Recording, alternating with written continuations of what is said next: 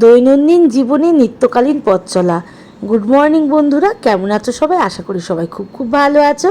তো তোমরা দেখতে পাচ্ছ আমার মামা এখন কিন্তু স্কুলে যাওয়ার জন্য একদম তৈরি হয়ে গেছে।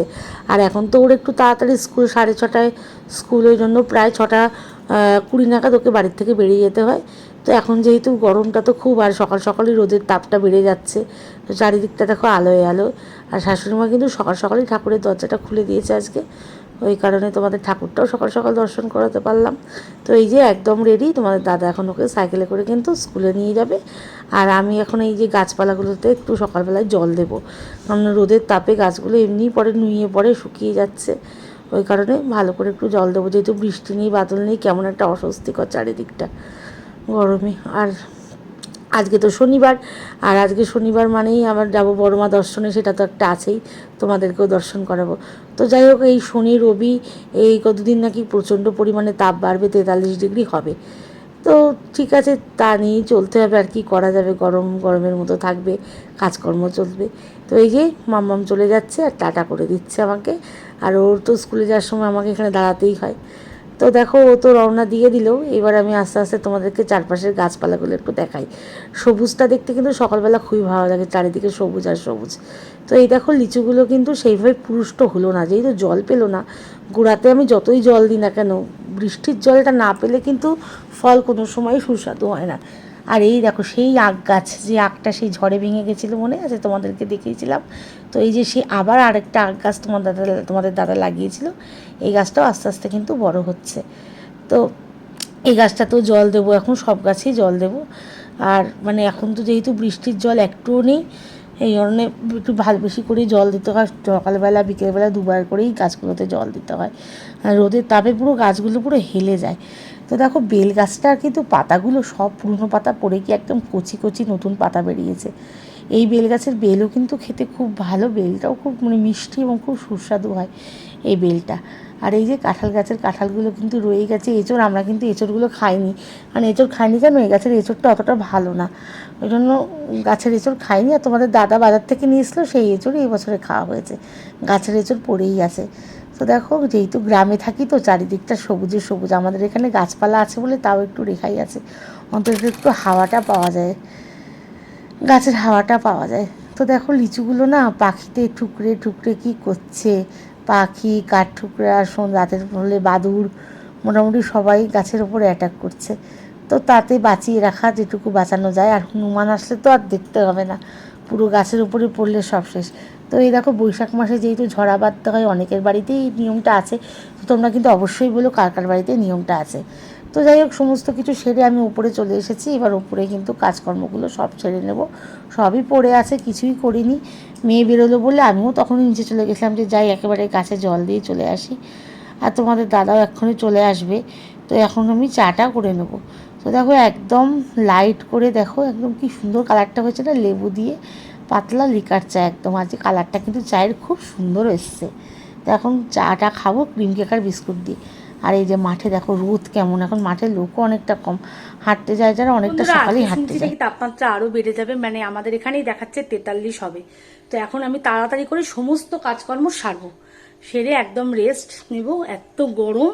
আর তার থেকেও বড় কথা, আজকে তো আবার একটুখানি নৈহাটি যাওয়া আছে, ওটা তো যেতেই হবে। তো জানি না গরমে কতটা কি করে উঠতে পারবো। তো চলো আগে সমস্ত কাজকর্ম সারবো। এই যে আমার মাতা গরমে কষ্ট করে স্কুল থেকে এসছে, এসে এখন শরবত খাচ্ছে, শরবত, শরবত তো বলতে পারে না, শরবত। তা মেয়ে বলছে আমাকে স্কুল ছাড়িয়ে দাও মা, এই স্কুল ছুটি দেয় না, আমি এই গরমে আর স্কুল যাবো না, তুমি স্কুল একদম ছাড়িয়ে দাও।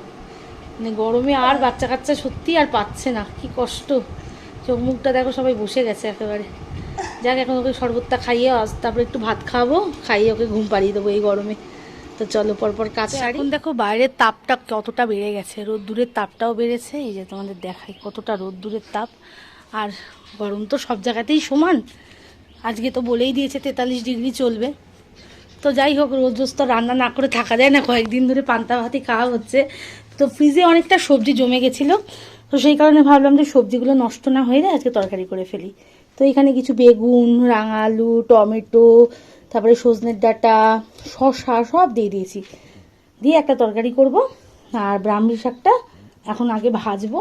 আর এইখানে দেখো আলু দিয়ে, টমেটো দিয়ে, কাঁচা লঙ্কা দিয়ে একটা তরকারি করে রেখে দিয়েছি, যে ওবেলা তো আবার নৈহাটি যাওয়া আছে। তো চলো এইটুকু করে নিয়ে একেবারে আবার তোমাদের সাথে দেখা করবো। গরমের মধ্যে ঝপাঝপ করে সব কাজকর্ম কিন্তু করে নিয়েছি। তো রান্নাগুলো দেখো তোমাদেরকে দেখাই।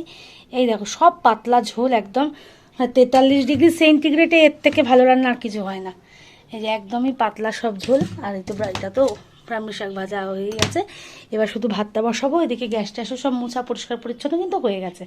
তো চলো ঝপাঝপ করে করে স্নান করে নিই। পুরো 42ই হোক তাপমাত্রা আর 45ই হোক 43 হোক যাই হোক না কেন বড়মার কাছে যাবই। বড়মা দর্শনে আমি যাবই আজকে, কারণ গত শনিবারে যেতে পারিনি, ছেলের শরীর খারাপ ছিল তাই। আর এই শনিবারে আমার শরীর খারাপ থাকুক আর যাই থাকুক, কিন্তু বড়মা দর্শনে যাবই আজকে। তো দেখা যাক, বড়মা যদি ভালোবেসে টানে তো অবশ্যই যেতে পারবো, এটাই হচ্ছে আসল কথা। মানে বড়মা না টানলে তো যাওয়া যায় না। তো আর দর্শনও বা করতে পারবো কিনা সেটাও জানি না, বৈশাখ মাস। তবে জানি না, গরমের মধ্যে হয়তো ভিড়টা কমই হতে পারে। তো কম বা বেশি যাই হোক না কেন, আমি তো লড়াই করে ঢুকি প্রতিদিন, মানে শনিবারই। তো আজকেও যাব। তো বড়মার টানে যাব, তো গরম লাগবে না, আমার গরম মনেই হবে না। তো চলো পরপর শাড়ি কাজ সব দেখা হবে তোমাদের সাথে আবার। চলো। তো দেখো আমরা কিন্তু নৈহাটে যাবো বলে ট্রেনও ধরে নিয়েছি। আর এবার আজকে কিন্তু আগে শান্তিপুরটাই পেয়ে গেছি, মানে গেদের আগে যে শান্তিপুরটা ছিল। আর যেহেতু বাইরে প্রচণ্ড তাপ, সেই কারণে আজকে ভিড়টাও ট্রেনে অনেক কম। ট্রেনে উঠেই কিন্তু জায়গা পেয়ে গেছিলাম।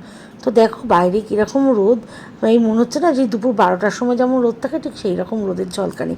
আর তাপটাও মানে প্রচণ্ড তাপ, গায়ে মানে একদম ফুটছিল তাপটা। তো যেতে যখন হবেই, আর কি করব, গরমের মধ্যে যেতে তো হচ্ছে। তো এই যে চলে এসেছি, নৈহাটি নেমে গেছি। তো এইখান থেকে এক্সকালেটারটা উঠবো বলে আসছিলাম, যে দেখি এক্সকালেটারটা চলছে কিনা। তো চলছিল, যে মুহূর্তে আমরা আসলাম এক্সকালেটার কিন্তু বন্ধ হয়ে গেল। তো এই খালি খালি এক্সকালেটারের ওই মানে বন্ধ অবস্থায় উঠতে না খুব কষ্ট হয়। ওই কারণে ভাবলাম যে না, চলো নর্মাল ওভারব্রিজ দিয়ে উঠি। ছেলেকে বললাম নর্মাল ওভারব্রিজ দিয়েই আমরা কিন্তু ওপরে উঠে যাই। তো এই যে আমরা কিন্তু একদম নেবে অরবিন্দ রোডে চলে এসেছি। আর এখানে দেখো কীরকম একটা পতাকা দেওয়া, এটা মনে হচ্ছে যে বজরঙ্গলির পুজো হলো কদিন আগে, হনুমান জয়ন্তী ছিল, এই তারই হয়তো পতাকা, তার জন্যই হয়তো পতাকাটা উপরে দেয়া রয়েছে। তো রাস্তাঘাটও খুব একটা মানে ভিড় নয়। তো এই যে চলে আসলাম বড়নাথ মন্দিরের সামনে। আর এসেই তো মনটা ভালো হয়ে গেল, যেহেতু ভিড়টা অনেকটাই কম ছিল। যেহেতু এখন রোদের খুব তাপ, দিনের বেলাতেও ভিড়টা কম হচ্ছে। আর মানে এই টাইমটা তো ভিড়টা কিন্তু অনেক কম। তো মানে খুবই ভালো লাগলো যে কম আছে আর ভিড়। আর সঙ্গে সঙ্গে কিন্তু মন্দিরে আমরা আমি ঢুকে গেলাম যে মায়ের দর্শনটা অবশ্যই করবো, আর তোমাদেরকেও কিন্তু মায়ের দর্শন করাবো। তো মন্দিরে এসে আমার বোন আর ভগ্নিপতির সাথে দেখা হয়ে গেছিলো, মানে আমার কাকার মেয়ে পিউ, আর ওর বরের সাথেও দেখা হয়ে গেছিলো। তা নিজের মানুষের সাথে দেখা হলে তো খুবই ভালো লাগে। তো সত্যি ভালো লাগলো, অনেকদিন পর ওদের সাথে দেখা হলো। তো দেখো এই যে রাধা গোবিন্দ মন্দিরে তোমাদের দর্শন করালাম। আর এই যে অবশ্যই মায়ের দর্শন তোমাদেরকে তো প্রত্যেক সপ্তাহতেই আমি চেষ্টা করি করানোর। তো এই যে তোমরাও বড়মা দর্শন করে নাও আমার মতো। তো যাই হোক, যেহেতু ফাঁকা ছিল দর্শন করে খুবই শান্তি পেয়েছি। তো তারপরে দেখো চলে এসেছি একদম ফেরিঘাটের দিকে আসলাম। কিন্তু কী বলো তো, আজকে একটু হাওয়াটা কম ছিল বলেই গায়ে তাপটা বেশি লাগছে। তো যাই হোক, কিছু করার নেই। আর এই যে একটা লঞ্চ দেখো ঢুকছে। তো যাই হোক, এবার ফেরিঘাটে যখন এসেই গেলাম, আর এখানে দেখো এই যে সেই খোকা ইলিশ বিক্রি হয়েছে, তোমাদেরকে একটু দেখাই এই ইলিশ মাছটা। তো এগুলো কিন্তু একেবারেই খোকা ইলিশ। তো তারপরে আমি আর বাবু চলে আসলাম পার্কে আসবো কি, পার্কে এসে বসতেই পারছি না, এত তাপ। এই স্ল্যাবগুলো করা আছে, তার উপরে সারাদিন যেহেতু রোদের আলো পড়ে, সাংঘাতিক গরম, মানে সাংঘাতিক তাপ। কিন্তু কিছু করার নেই, বসতেও হবে। তো যাই হোক, তারপরে আমি আর দুটো দিদি ছিল, তাদের সাথে কিন্তু 5-10 টাকার আবার চলে আসলাম, যে দেখি চলো মায়ের মানে ভোগটা পাই কিনা। তো এই সময় থেকেই কিন্তু মায়ের ভোগটা দেওয়া হয়, 7টার থেকে 8টার মধ্যে মায়ের ভোগটা কিন্তু বিতরণ করা হয়। তো যথারীতি এসে দেখি দেখো এখন কীরকম ভিড়। তখন আমি দর্শন করেছি মায়ের, তখন কিন্তু একদম ভিড় ছিল না, মন্দিরটা পুরো ফাঁকা ছিল। কিন্তু এখন দেখো, যারা ধরো বাইরের থেকে আসে মায়ের পুজো দিতে, মায়ের দর্শন করতে, তারা কিন্তু এই সন্ধ্যে ঠান্ডাতেই আসে। তো এখন কিন্তু রাস্তায় খুব ভালো মতোই ভিড় ছিল, মানে অনেকখানি লাইন ছিল, একটা পুজো দেওয়ার লাইন, একটা ভোগের লাইন। তো আমি আর দিদিও ভোগের লাইনে দাঁড়িয়ে পড়লাম, যে যদি মায়ের ভোগটা ঠাকুর করে পাওয়া যায়। তো তারপরে মামির নাকে একটুখানি নাকের ড্রপ দিয়ে দিচ্ছি, নাকটা বন্ধ হয়ে যাচ্ছে দেখে নাকের ড্রপ দিয়ে দিচ্ছে ওর বাবা। দাও, এই নাকে একবার দাও। হ্যাঁ, ভালোই ঠান্ডা লেগেছে, একটু নাকের ড্রপ দিয়ে দিলাম। তো বন্ধুরা, আমাদের রাতের খাওয়া দাওয়া কমপ্লিট। রাতে ভাতে জল দিয়ে তো রেখে গেছিলাম, যা গরম। আর তরকারি তো সকালে করাই ছিল, তোমাদের তো দেখিয়েছিলাম, ওই দিয়ে ওরা সব খেয়ে নিয়েছে। আর এখন শুয়ে পড়বো, রাতটা অনেক হয়ে গেছে। আর আজকে খুব সুন্দর বড়মার দর্শন করেছি। আমি যখন গেছি মানে 5:10-15 নাগাদ বড়মার মন্দিরে ঢুকে গেছি, একদম ফাঁকা, মানে এত সুন্দর দর্শন করেছি, একদম ফাঁকা, খুব সুন্দর। তা বড়মার মন্দির থেকে যখনই বেরোলাম দেখলাম আমারই খুব পরিচিত আমার বোন, ওর সাথে দেখা হয়ে গেল, বোনের বর, ওরাও পুজো দিতে এসেছিলো কলকাতার থেকে, পিউয়ের বর। তো অনেকদিন পর ওদের সাথে দেখাও হলো, খুব ভালো লাগলো।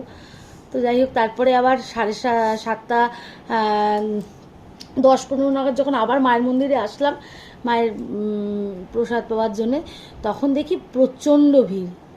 তোমরা দেখতে পাবে ভিডিওতে, প্রচণ্ড ভিড়।